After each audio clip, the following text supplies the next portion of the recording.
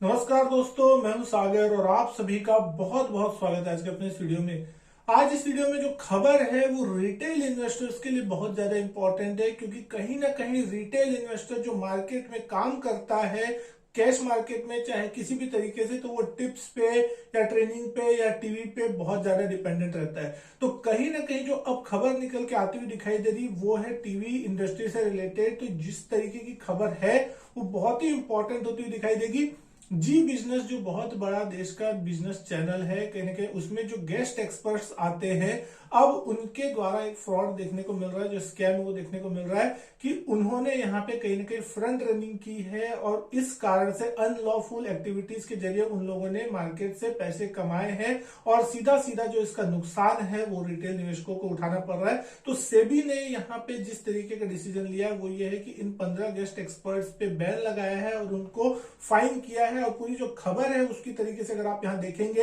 7 करोड़ 41 लाख रुपए का जो फाइन है वो लगाया, क्योंकि उन्होंने ये पाया है अपनी फाइंडिंग्स में कि इन लोगों ने अनलॉफुल एक्टिविटीज करके 7 करोड़ 41 लाख रुपए के आसपास का जो मुनाफा है वो कमाया है। तो अब सबसे बड़ा सवाल ये उठता है कि आखिर फ्रंट रनिंग क्या होती है और ऐसे में कैसे ये लोग जो है छोटे निवेशकों से धोखा करके पैसे कमाते हैं। तो सीधी और साफ आसान भाषा में अगर आपको बताऊं फ्रंट रनिंग क्या होती है, तो मान लीजिए मैं कोई एक गेस्ट एक्सपर्ट हूं, मुझे पता है कि मैं 11 बजे टीवी पे आके एक स्टॉक को रेकमेंड करूंगा और मेरे रेकमेंडेशन के बाद वो स्टॉक का भाव बढ़ने वाला है। तो उससे पहले मैं क्या करूंगा कि उस स्टॉक को अपने जान पहचान या दोस्तों को पहले बोल दूंगा कि आप ये स्टॉक लेके रख लो, वहां पे पोजीशन बना लो, और जब मैं वहां पे रेकमेंड करूंगा तो उस स्टॉक में वॉल्यूम आएगा, क्योंकि बहुत सारे लोग टीवी में मुझे देखेंगे और मेरे फॉलोअर्स है, तो उसके बाद उस स्टॉक को खरीदने की होड़ मचेगी, वो स्टॉक का भाव ऊपर जाएगा और उसके ऊपर जाने के बाद आप उस स्टॉक को वहां बेच के अच्छा खासा मुनाफा बुक कर लेना और जो भी प्रॉफिट होगा वो आप मुझे बाद में कैश में 50-50 करके दे देना। तो कहीं ना कहीं ये सारी चीजें जो होती है वो फ्रंट रनिंग का सीधा एग्जांपल है। अगर मान लीजिए मैं आता हूं सुबह 11 बजे टीवी पे और बोलता हूं कि आप 1000 रुपए पे स्टॉक खरीदिए और 1040 रुपए इसका टारगेट होगा और 980 रुपए का आप स्टॉप लॉस लगाइए, तो 1000 रुपए में अगर मैं उस स्टॉक को उस समय रेकमेंड कर रहा हूं तो मेरे पास वो पोजीशन 980-990 रुपए के भाव पे पहले ही एक बड़ी पोजीशन में बना लूंगा, या मेरे जो फ्रेंड्स है उनको बोल दूंगा कि बना के रख लो। और जैसे ही जब मेरे रेकमेंडेशन बाद उस स्टॉक का भाव ऊपर जाएगा, जब स्टॉक का भाव 1020 1030 यानी 2-3-4% का अच्छा खासा मुनाफा देखने मिल रहा है, कैश मार्केट में बोले चाहे एफएनडो में बोले, एफएनडो में मुनाफा बहुत बड़ा होता है, तो कहीं ना कहीं वॉल्यूम बढ़ा, उस कंडीशन में आम रिटेल इन्वेस्टर उस टीवी एडवाइजर की जो है रिकमेंडेशन के दम पर उसको स्टॉक को खरीदता है और उस कंडीशन में जिन्होंने वो पहले पोजीशन बनाई वो प्रॉफिट बुक करते हैं और एक अच्छा मोटा मुनाफा बांधते हैं। तो ये सारी चीजें जो है सेबी ने अपने फाइंडिंग्स में पाई है। पूरी खबर को अगर आप यहाँ पे समझने की कोशिश करते हैं तो सेबी ने अपने आदेश में ये कहा कि 15 गेस्ट एक्सपर्ट जो है अगले आदेश तक किसी भी तरीके से मार्केट में डायरेक्टली इनडायरेक्टली सिक्योरिटीज में खरीदारी बिकवाली या लेन देन नहीं कर सकते, उन्हें यहाँ पे बैन किया जाता है। साथ ही साथ सेबी ने गैर कानूनी जो ये बिजनेस किया गया, जी बिजनेस में जो 15 गेस्ट एक्सपर्ट्स आते थे उनके खिलाफ कार्रवाई हुई है और इन लोगों को 7.41 करोड़ रुपीस का प्रॉफिट हुआ है। तो अगली कार्रवाई जब तक नहीं होती तब तक ये लोग कोई काम धाम नहीं कर सकते और कोई भी प्रकार की लेन देन या मार्केट में ये सारी चीजों के उनको बैन कर दिया गया। और साथ ही साथ सेबी ने आदेश दिया है कि राशि का भुगतान करना पड़ेगा। लेकिन सबसे बड़ा सवाल दोस्तों ये है कि जितना इलीगल तरीके से इन लोगों ने पैसा कमाया वो पैसा वापस करना है वो तो फाइन, लेकिन क्या और फाइन इनके ऊपर लगना चाहिए या फिर और कड़े एक्शन इनके खिलाफ लेने चाहिए, लीगल एक्शन चाहे कुछ भी, क्योंकि कहीं ना कहीं जो धोखा है वो रिटेल इन्वेस्टर साथ इन लोगों ने किया है, उनका विश्वास तोड़ा है, क्योंकि वो लोग उन पे भरोसा करते हैं कि वो स्टॉक अच्छे एनालिस्ट है, सारी अच्छी चीजें उनको बताते हैं और हमारा मुनाफा होता है। लेकिन कहीं ना कहीं उन लोगों ने उनके साथ धोखा किया। तो कहीं ना कहीं मार्केट में एक पैरामीटर सेट होना चाहिए, एक प्रकार से उनके खिलाफ एक्शन कड़े होने चाहिए, ताकि बाद में कोई दूसरे एनालिस्ट जिनके ऊपर लोग भरोसा करते हैं, जिनके बहुत से फॉलोअर्स होते हैं, जो जिनको पसंद करते हैं, जिनके नाम पे कि भाई ये आएंगे तो बताएंगे अच्छे शेयर्स होंगे, तो वो लोग ऐसा करने से बचे कहीं ना कहीं और वो ऐसा ना करें ताकि मार्केट का जो माहौल है वो खराब ना हो। क्योंकि मार्केट पे विश्वास बहुत इंपॉर्टेंट चीज होती है और लोगों का अगर विश्वास टूट जाता है तो कहीं ना कहीं लोगों को भी बुरा लगता है और उससे मार्केट में कॉन्फिडेंस भी जो है वो कम होता है। आगे अगर मैं यहाँ पे बात करूं तो सेबी ने अपनी फाइंडिंग में सीधा ये पाया कि ये जो भी काम यहाँ पे किया गया उसमें निवेशकों को गुमराह करना, उनके हितों को नुकसान पहुंचाने की जो योजना है वो स्पष्ट नजर आती है। और ऐसे कंडीशन में जो मुनाफा है उनको हो सके ताकि वो इस तरीके का फ्रॉड करके वो मुनाफा बड़ा कमा सके, ऐसा सेबी ने अपने 127 पेज के जो ऑर्डर है उसमें बताया। यहां सीधी सीधी चीज जो है सेबी की फाइंडिंग्स में देखने को जो मिली, उसकी जो टाइमलाइन रखी गई है, जो सेबी ने फाइंडिंग की जिस टाइम के अंतराल में, वो है 1 फरवरी 2022 से शुरू हुई और 31 दिसंबर 2022 के दौरान टीवी चैनल में जो भी यहाँ पे शो आते थे और जो गेस्ट एक्सपर्ट आते थे जिन्होंने ये सारी चीजें बताई है, उनके बीच कोरिलेशन पाया गया है कहीं ना कहीं कि जैसे जैसे चीज वो बोलते हैं उसके बाद उनके जिनको भी उन्होंने कहा लेने करने को या पहले जो भी पोजीशन में थी उसमें हाई कोरिलेशन कहीं ना कहीं मिलता हुआ दिखाई दिया है। और ये चीज सेबी ने अपने फाइंडिंग्स में पाई है। इसमें जो इंपॉर्टेंट नाम है जिनको आप टीवी पे देखते हैं, वो 5 इंपॉर्टेंट नाम मैं आपके सामने बता रहा हूं,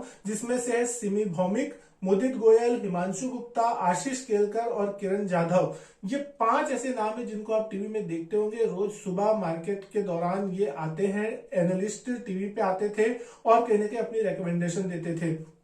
तो ये चीजें हैं और इसके साथ ही साथ 10 लोग और हैं जिनका नाम यहाँ पे आता हुआ दिखाई दिया, जो इनके शायद हो सकता है पार्टनर्स हो, इनके साथ काम करते हैं, जिन लोगों के साथ ये डील्स करते होंगे। उसमें जो नाम आते दिख रहे, रामावतार Lalchand Chotiya, Saar securities India private limited, Ajay Kumar, Ramakant Sharma,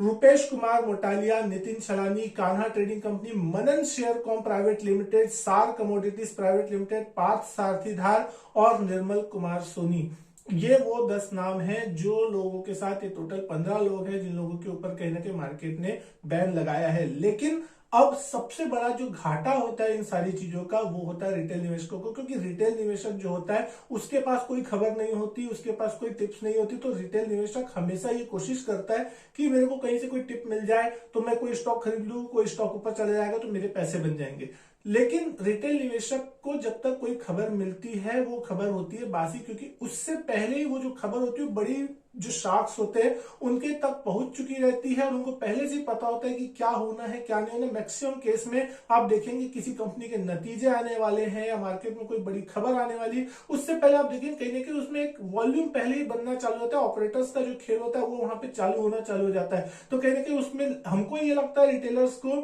कि ये खबर आई है और अब मैं बाइंग करूंगा, लेकिन उससे पहले ही बहुत सारे जो बड़े लोग होते हैं उसमें पहले ही पोजीशन बनाते हैं और फिर जब वो खबर आती है स्टॉक में, फिर रिटेलर्स भागता है खरीदने के लिए। उस कंडीशन में वो लोग अपना माल वहां पे ऑफलोड करते हैं और रिटेलर उस कंडीशन में फंसता है और ट्रैप यही देखने मिलता है। और खासकर अगर आपको मैं एक बात बताऊं कि एफ&ओ फ्यूचर ऑप्शंस में तो फिर भी रेप्यूटेड शेयर्स होते हैं, उसमें ट्रेडिंग होती है, लेकिन कैश मार्केट में 6000 से ज्यादा कंपनियां हमारे मार्केट में लिस्टेड है और वहां पे जिस तरीके के फ्रॉड्स होते, लोग पेनी स्टॉक के पीछे भागते हैं कि पेनी स्टॉक 10 रुपए का 8 रुपए का खरीदा वो 15 रुपए 20 रुपए आराम से हो जाएगा, पैसे कुछ दिनों में डबल हो जाएंगे। लेकिन कहीं ना कहीं बहुत ज्यादा बड़ा फ्रॉड उन्हीं लेवल्स पे चलता है क्योंकि लोगों को पता ही नहीं होता कि कंपनी काम क्या कर रही है, उनके क्या फंडामेंटल्स है। कोई भी टीवी में एक्सपर्ट अगर आ रहा है और आपको कैश मार्केट का अगर स्टॉक रेकमेंड कर रहा है, मैं यहाँ पे किसी भी एक्सपर्ट का नाम नहीं ले रहा हूँ क्योंकि आप जानते हैं टीवी में बहुत सारे लोग आते हैं, बहुत सारी रिकमेंडेशंस होती है, कौन गलत है सही इसका फैसला करना मेरा काम नहीं, वो काम है सेबी का।